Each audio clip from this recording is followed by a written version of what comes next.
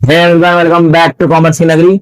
Commerce की नगरी एक अलग चैनल और प्लेटफॉर्म है जहां आपको मिलता है complete solution of accountancy chapter wise. हमारा जो चैप्टर चल रहा है वो चल रहा है सोल्यूशन ऑफ पार्टनर फर्म। तो चलिए स्टार्ट करते हैं। सबसे पहले हमारे पास क्वेश्चन है, question number 4।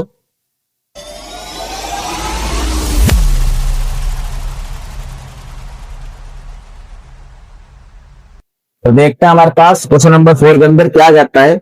The following is the balance sheet of A and B at 31 March 2023। The profit sharing ratio of the partner are 3:2।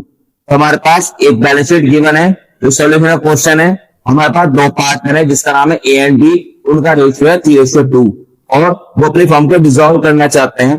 तो सबसे पहले हम यहाँ लिखेंगे realisation account as on 31 March 2023। अब इसका परफॉर्मेंस बनाएंगे। सेम पर्टिकुलर अमाउंट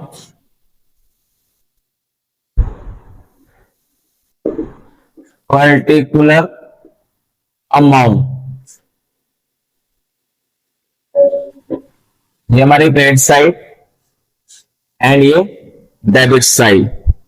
अब सबसे पहले हम क्या करते हैं, सबसे पहले हमारे पास जितने भी लायबिलिटी है वो क्रेडिट वाली साइड लिखेंगे। क्या लिखेंगे? Bye creditor. क्रेडिटर है हमारे पास 97,500। कोई भी कैपिटल ट्रांसफर नहीं होगा, कोई भी रिजर्व ट्रांसफर नहीं होगा। उसके बाद हमारे पास और कोई लायबिलिटी नहीं है। तो क्रेडिटर के बाद हमारे पास यहाँ प्रोविजन है, प्रोविजन फॉर बैड डेट। क्या लिखेंगे? By provision for bad debt. ये हमारे पास 2450। उसके बाद एसेट वाली साइड जाएंगे और जितने भी एसेट्स हैं वो डेबिट वाली साइड ट्रांसफर करेंगे। क्या लिखेंगे? टू लैंड एंड बिल्डिंग्स, ये हमारे पास 30,000। To motor vehicles 18,300। To stock 72,800। To debtors 1,13,200।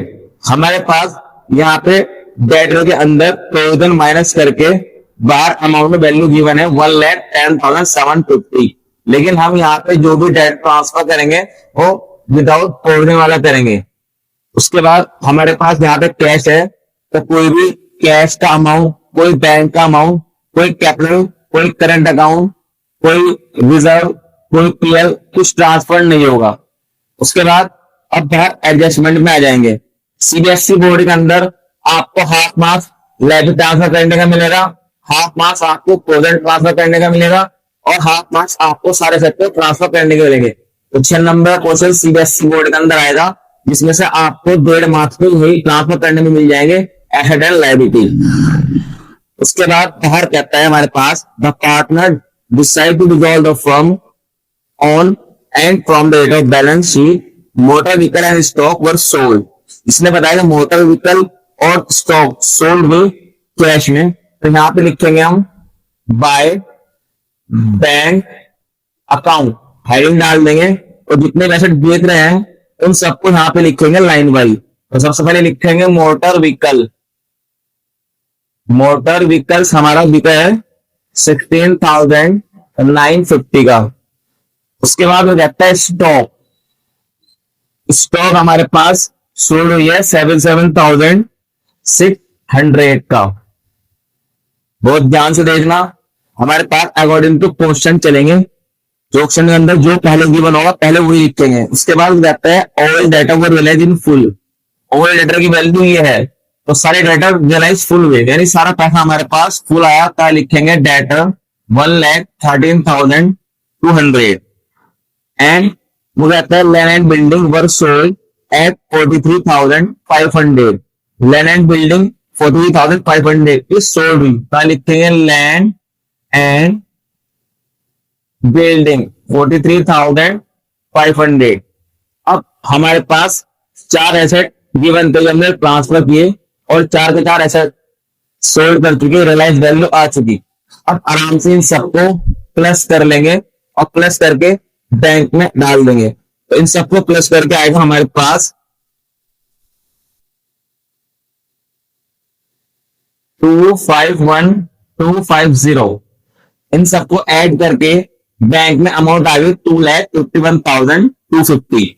उसके बाद ये कहता है क्रेडिटर को पेड ऑफ करे 1,700 डिस्काउंट के साथ।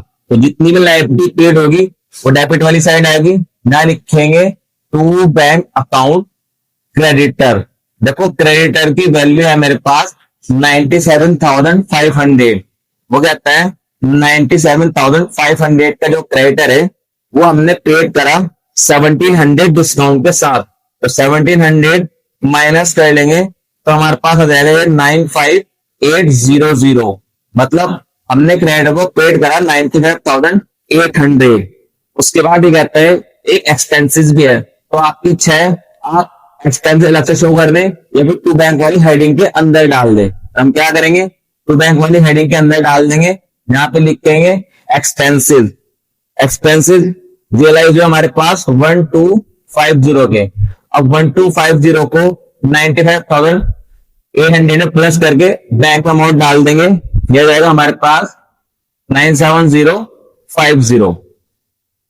उसके बाद क्वेश्चन के अंदर कुछ गिवन नहीं है, सारे एसेट ट्रांसफर कर चुके, सारी लायबिलिटी पे कर चुके। अब इस क्वेश्चन को बंद कर देंगे तो हम डेबिट और क्रेडिट का टोटल करेंगे। तो हमारे पास जो साइड ज्यादा होगी दोनों का साइड का टोटल लिखेंगे। तो हम जब ये टोटल करेंगे तो हमें पता लगा हमारे पास क्रेडिट साइड ज्यादा है। तो क्रेडिट साइड का टोटल करके हमारे पास आया 3,51,200।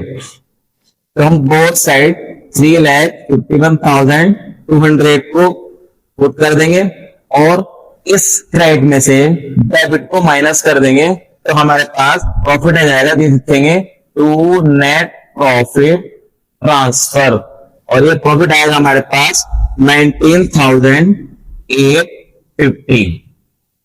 और आपकी इच्छा है आप इसे रेशियो में डिस्ट्रीब्यूट करें और आपकी इच्छा है रेशियो में डिस्ट्रीब्यूट ना करें, लेकिन सीबीएसई बोर्ड के अंदर आपको हाफ मार्क्स इसके डिस्ट्रीब्यूट करने का भी मिलेगा, उसमें आप इसे डिस्ट्रीब्यूट करके आएंगे। हमारा रेशियो क्या है, 3:2 है, तो इसे 3:2 में डिस्ट्रीब्यूट करेंगे पार्टनर्स के अंदर। तो पार्टनर का नाम है ए एंड बी, तो इसमें हम इसको डिस्ट्रीब्यूट करेंगे। 19,850 को हम हमारे पास जो रेशियो है 3:2 है, इसमें डिस्ट्रीब्यूट करेंगे तो ये आ जाएगा हमारे पास 19,850 3/5, 19,850 2/5। अब 19,850 को 5 से डिवाइड करेंगे तो हमारे पास ये आ जाएगा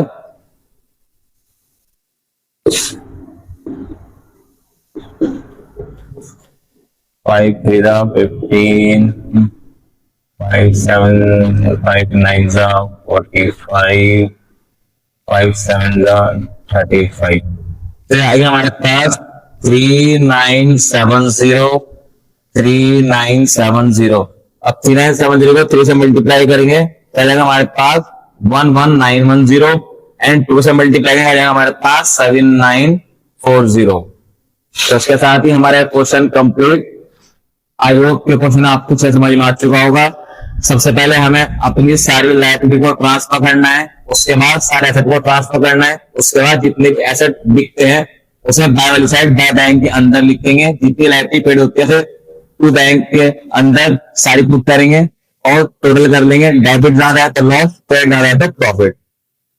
तो अगर आपको वीडियो चलेगी तो लाइक करें एंड शेयर करें अपन सारे फ्रेंड को, तो ढूंढ रहे चैनल एक अलग प्लेटफॉर्म जहाँ पे कंप्लीट सोल्यूशन मिलता है अकाउंटेंसी का चैप्टर वाइज। मिलते हैं जल्दी न्यू वीडियो के अंदर न्यू कॉन्सेप्ट के साथ। Thanks for watching my video, have a nice day.